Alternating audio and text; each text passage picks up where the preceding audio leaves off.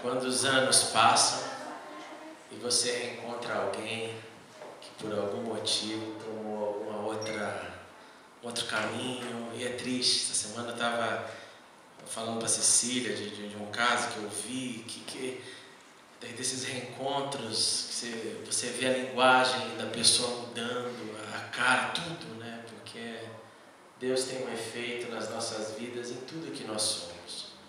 Por isso que cada vez que essas crianças vêm aqui na frente, meu coração é profundamente tocado, porque elas estão dando a chance, o momento, a oportunidade de ouvir mais sobre Deus e de definir Deus na vida delas. E talvez daqui a uma década, um pouco mais, nós vamos ouvir sobre os resultados do que Deus fez nessas vidas. E a nossa oração realmente é essa, que todas elas possam decidir por vontade própria a seguir o Senhor. Vamos abrir nossas Bíblias no Evangelho de Marcos, no capítulo 10.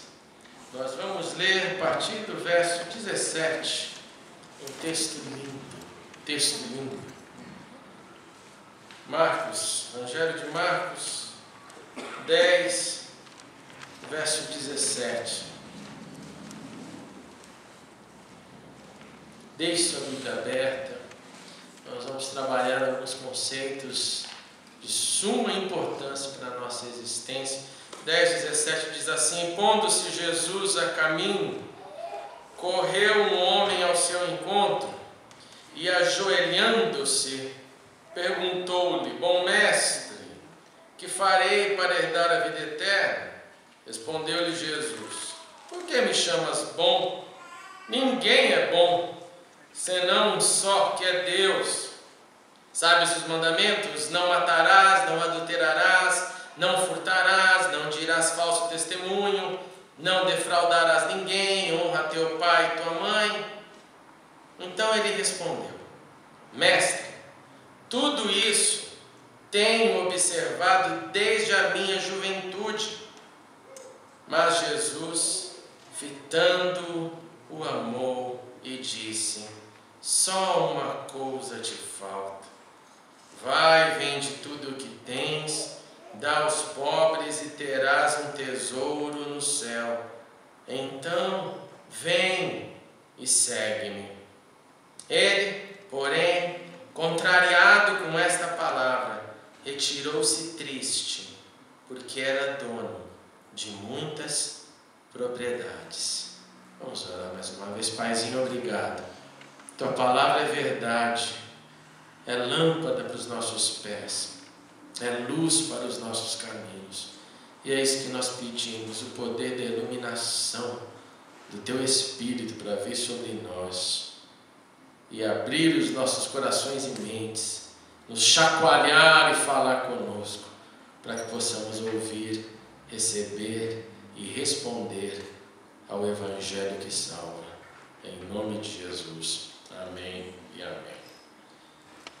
Irmãos, nós conhecemos aquele chamado de Jesus, ou aquela constatação de Jesus que se encontra lá no capítulo 22 de Mateus, quando Jesus, falando sobre a parábola do reino, anuncia sobre aquele pai que queria comemorar as bodas do seu filho, chama um monte de gente, as pessoas não respondem ao chamado, não vêm, e ele, na sua segunda tentativa, fala: então vai para a rua e pegue todo tipo de gente, não os convidados, não aqueles que tinham uma relação com meu filho, mas os desconhecidos.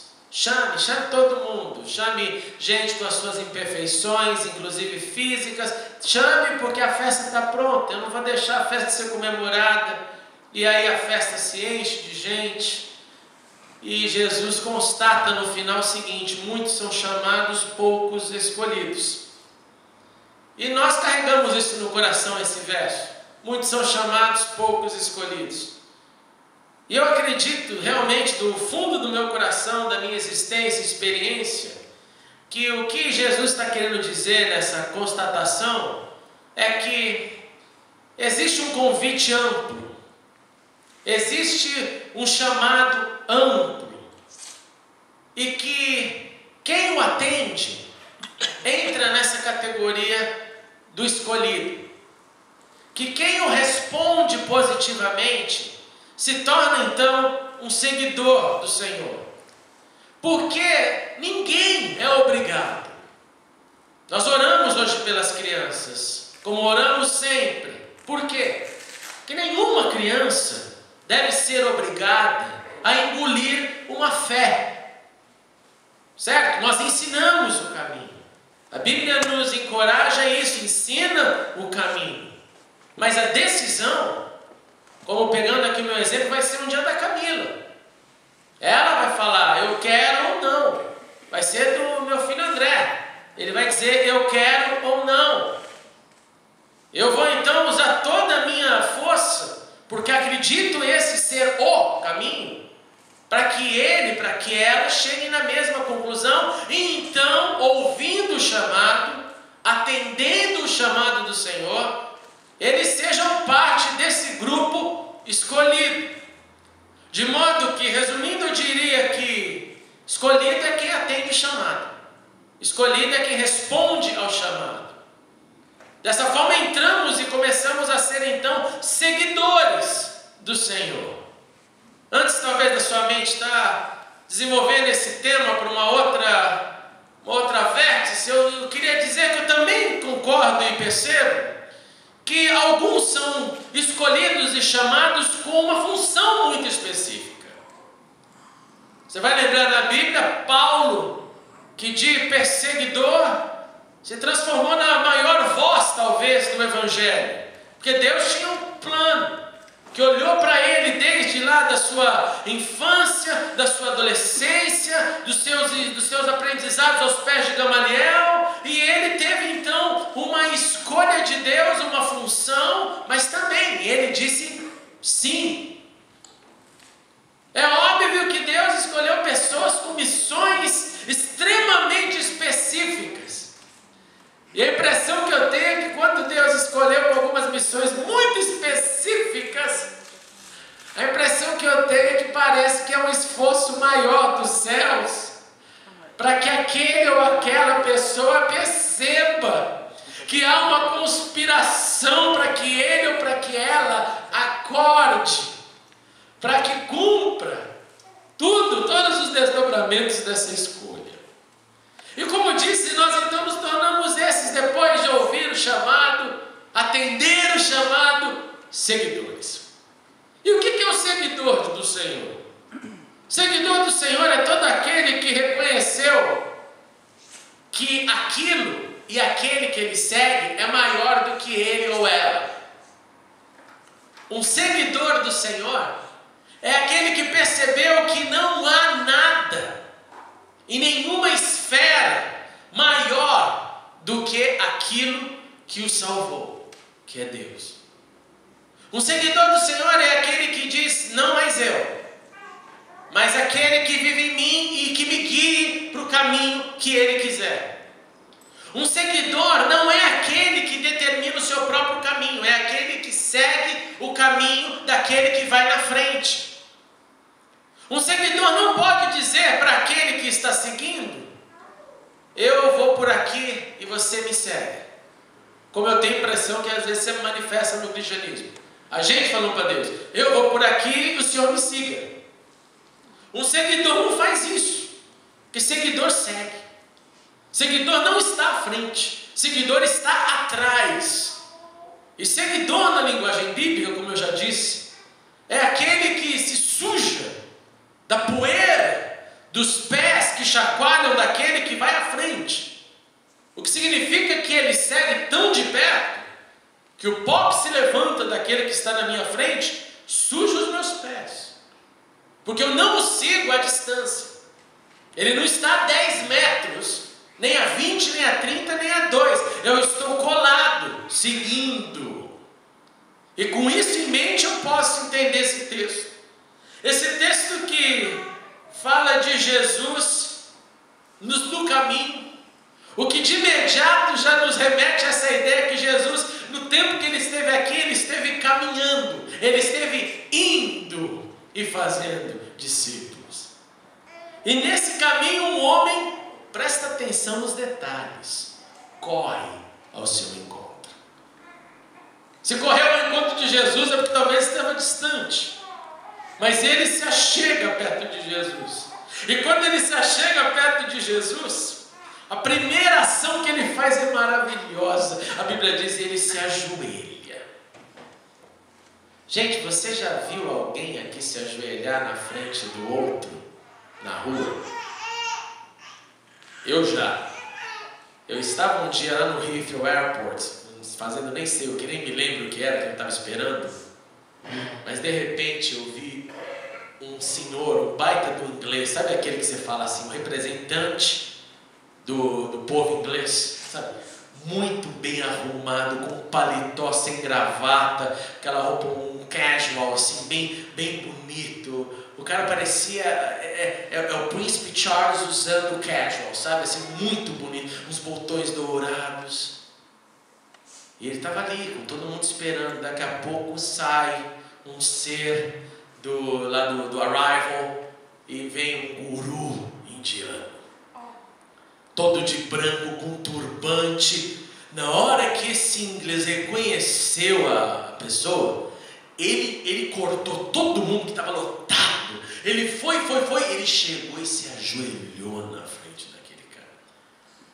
Foi uma cena, eu nunca tinha visto, já tinha visto os muçulmanos se ajoelharem no momento de oração, em várias situações, mas nesse está vendo ele se ajoelhar diante daquilo que ele acredita que é Deus. Não é uma pessoa ali, mas a cena foi, ele parou bem na minha frente, um indiano pegou, deu a mão para ele beijou, uma pessoa com uma cara de educado, não era um qualquer, sabe, que estava ali, não, se levantou, já foi pegando as malas do guru, seja lá o que for aquilo, e foi. No dia seguinte eu abro o jornal, aí eu leio lá que um grande representante do hinduísmo tinha chegado em Londres com uma série, eu reconheci a foto do camarada, né? Então era uma coisa grande. Não é normal você ver essa cena. Então traz isso para a tua mente um pouquinho. Um homem corre até Jesus, se ajoelha, não está nem aí para quem está do lado, como aquele inglês estava nem aí para a multidão que estava no Arrival. Aquele momento era dele e do guru. Esse jovem, esse moço, esse homem, nós não sabemos exatamente a idade, se ajoelha e pergunta: bom mestre, o que eu faço para herdar a vida eterna? Ele não só, ele coloca um adjetivo além do mestre, porque o chamar alguém de mestre já era o suficiente para demonstrar a sua submissão. Mas ele aqui tem 3 componentes: o primeiro é estar de joelho, o segundo é chamar de mestre, o terceiro é chamar de bom.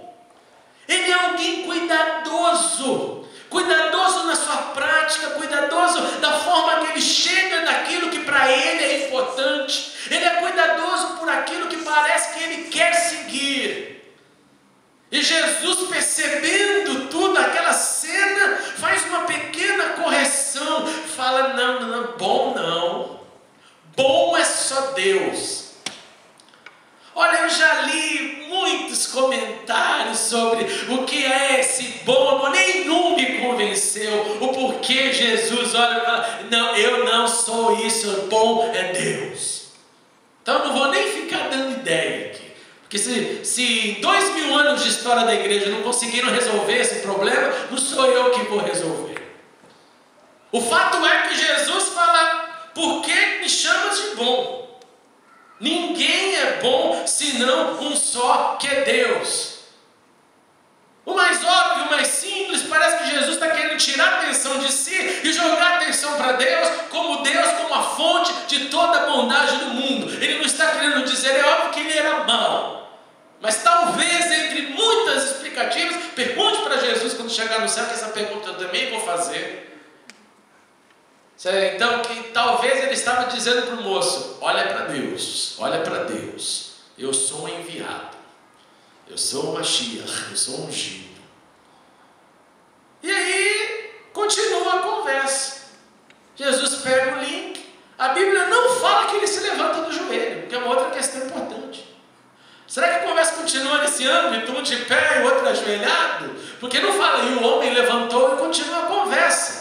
Simplesmente Jesus olha para ele e fala: você sabe os mandamentos? Começa a aulinha de escola dominical. Você conhece o não matarás?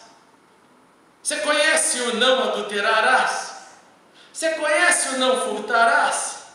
Você conhece não dirás falso testemunho, não defraudarei? Você conhece o honra teu pai e tua mãe? Você conhece?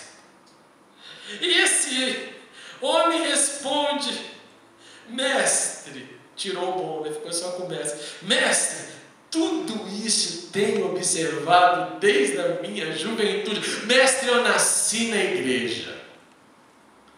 Mestre, eu frequentei a escola dominical, lá na minha igreja, eu aprendi, eu cresci, foi lindo. Eu tenho tudo isso dentro de mim e eu o sigo, mestre.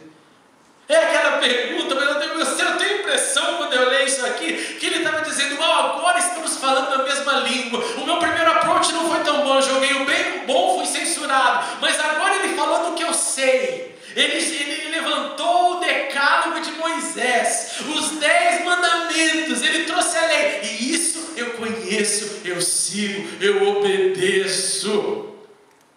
E para nossa surpresa, o mesmo Jesus que, quando os mestres da lei vinham ter com ele, Jesus olhava para os mestres da lei e dizia o quê? Raça de víboras, fariseu sepulcro caiado, parede branqueada.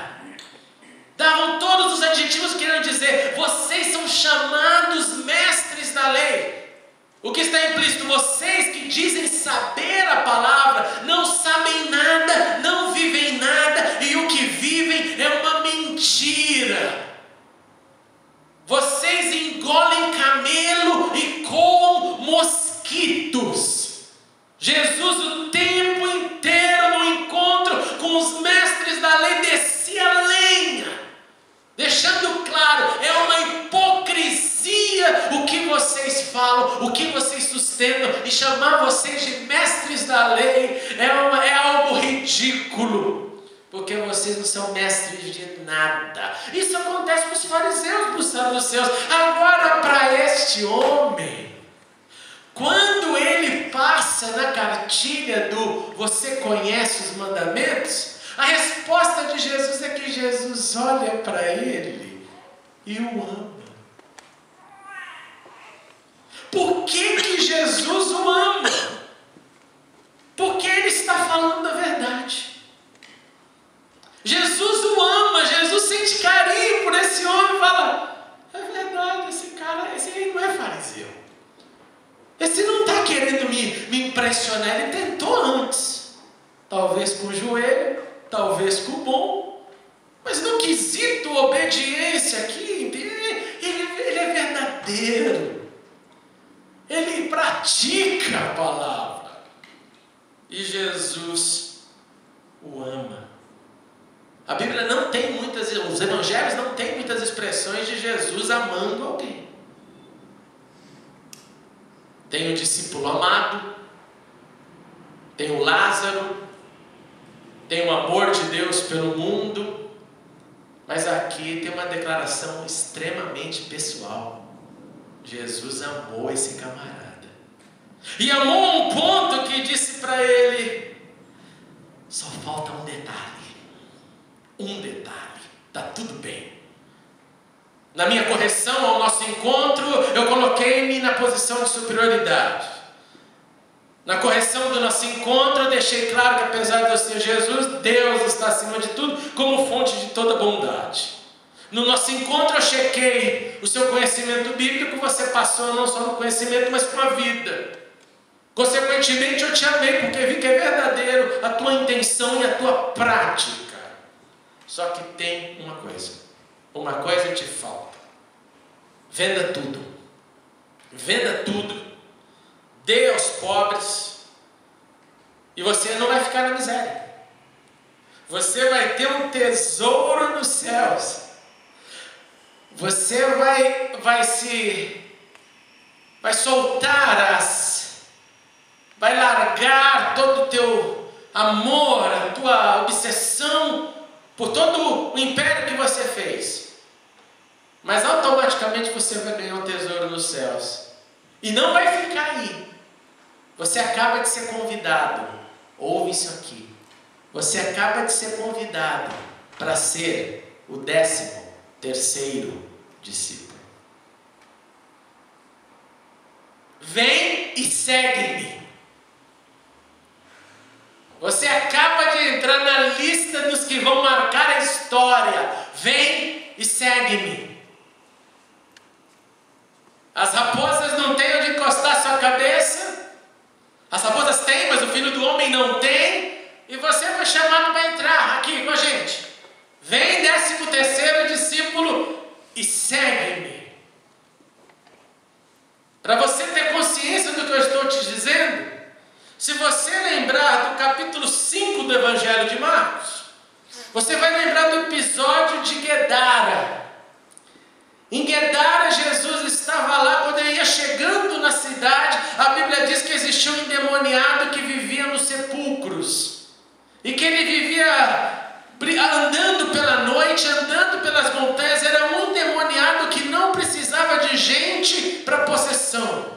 E tem muita gente que só fica endemoniado quando tem gente. Tem gente que se faz de endemoniado. E tem gente endemoniada. Esse aqui, a Bíblia diz que ele sozinho, ele ficava possesso sozinho. Que já tentaram acorrentá-lo e não deu jeito. Que ele tinha uma vida literalmente fora da total graça. E que quando chega Jesus, leia isso na sua casa essa semana, Marcos 5. Quando ele chegou a Jesus, sabe o que ele fez? Igualzinho esse moço. Ele correu e se ajoelhou. E disse: que parte tenho eu contigo? Cai fora, Jesus, não quero conversa.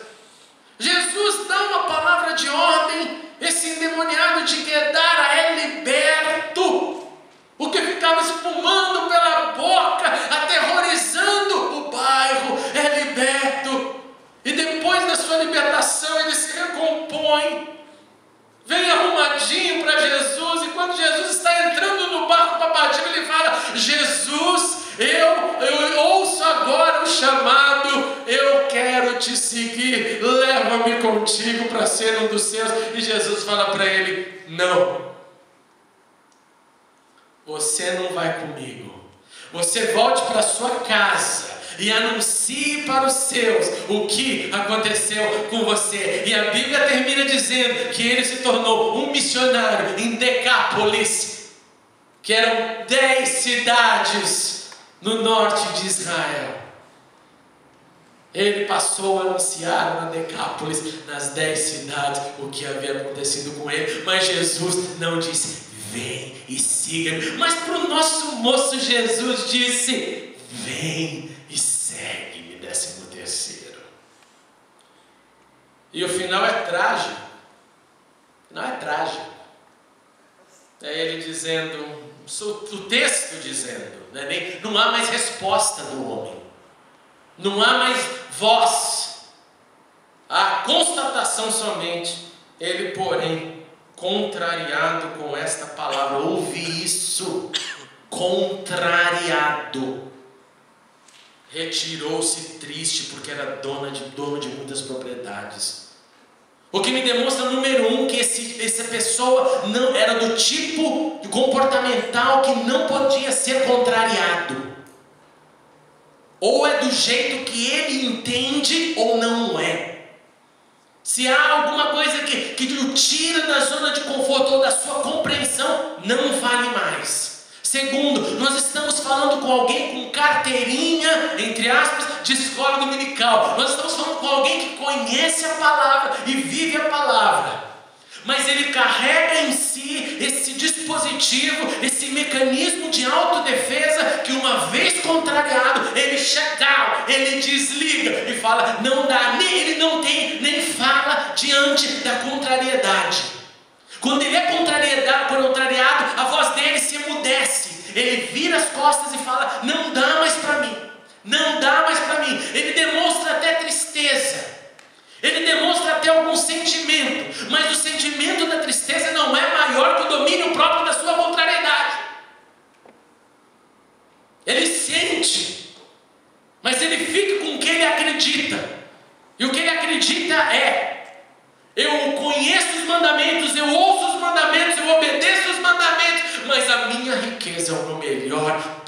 maior paz psicológica, é o meu drive de viver. Nem mesmo ter sido chamado por Jesus para ser o 13º discípulo se fez essa proposta maior do que os seus bens. Nem mesmo a possibilidade de escrever história. Não mexe com o seu coração. Porque ele tem muitas riquezas.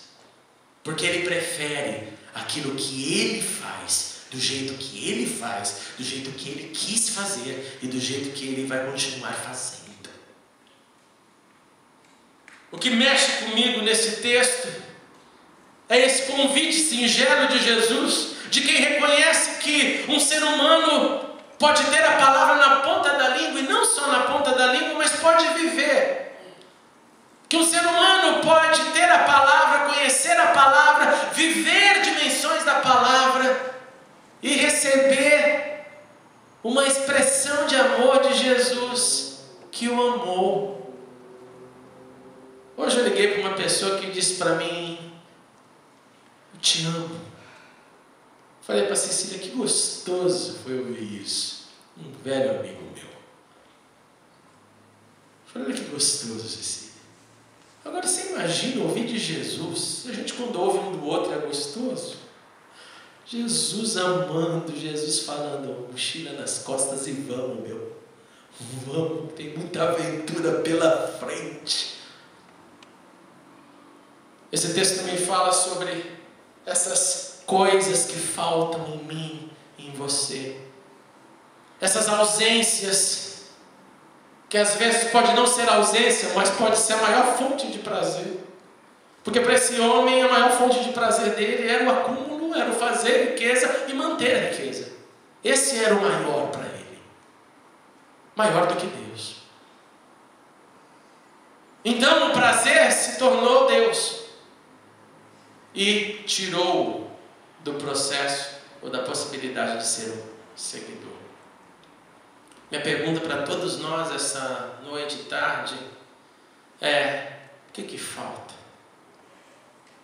O que está lá dentro de você e de mim e que talvez não está deixando nós nos tornarmos seguidores em plenitude completa de estar abaixo de Deus? O que falta na sua mente? O que falta na sua vida? O que falta na minha vida? Para nós sermos alguém que tenhamos a habilidade de dizer: Senhor, eu reconheço que essa é uma falta, mas eu não vou virar as costas e sair triste. Eu vou render tudo a Ti e te seguir. O que te falta, só você pode responder. O que te impede, só você pode responder. O que você já viu e já fez e já conquistou no âmbito da espiritualidade, só você pode julgar e analisar em teu Deus. Mas eu queria deixar essa pergunta para todos nós essa noite. O que te falta? O que te falta? O que bloqueia o seu seguir a Cristo e dar muitos frutos? Vamos ficar de pé e orar. Grande Deus, nós te agradecemos pela Tua palavra que é verdade. Obrigado, Senhor. Como já dizemos aqui, nós temos consciência da liberdade que temos, porque ela vem do Senhor. Pai, eu reconheço essa noite que nós sabemos os mandamentos, sabemos eles de cor como esse moço sabia. Eu reconheço que nós temos dentro de nós uma série de informações e de experiências.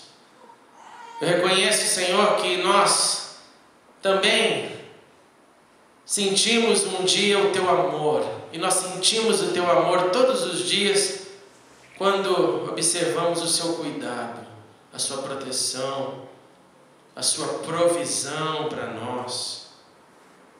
Grande Deus, Agora eu te suplico, porque nós não queremos ficar somente nessa categoria de quem tem algumas práticas, mas não todas as práticas. De gente que talvez viva 70% da ideia cristã, mas não 100%. Nós não queremos, Deus, ser seguidores, discípulos que querem continuar ouvindo os mandamentos, aprender, mas dar tão poucos frutos. Nós não queremos, Senhor, simplesmente responder as perguntas rápidas porque temos experiência, mas não estar apto para te ouvir, para te seguir, ou para aceitar os teus convites e chamados. Pai, eu sei que o Senhor nos chamou para que nós pudéssemos chamar outros, que o Senhor nos escolheu para que pudéssemos distribuir e repartir as boas novas. Eu sei que o Senhor nos chamou, Senhor, para ouvir de Ti, viver e Te seguir, e ser um real seguidor do Senhor e da cruz. Por isso eu te suplico nessa noite, Senhor, coloca no nosso coração o que é que nos falta, para que nada nos faça virar os rostos e sair tristes, porque fomos contrariados.